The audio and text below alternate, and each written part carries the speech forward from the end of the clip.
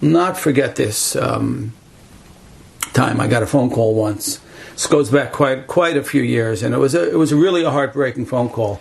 It was from a young lady who never had lost her husband, and she was dating a fellow who was a really nice, really good to her, really kind to her, really, really good. And she called me to talk about it, and I smelled something a little fishy, and I couldn't put my finger on it what it was. And I finally said, look, I don't think I can continue this conversation until you tell me what's up.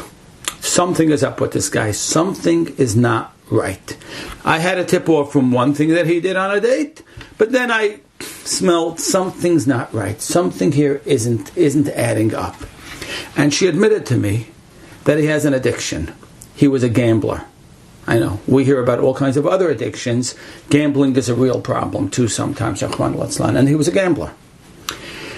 And I said to her, how recently has he gambled? She said, no, he's a gambler. I said, and you're a mommy, you have kids, you're ready to marry somebody who is not stable? Because when a person is an addicted gambler, I'm not talking about somebody who does it sometimes for fun, even though I don't think that's good either. But you're okay marrying somebody who you know has a gambling addiction?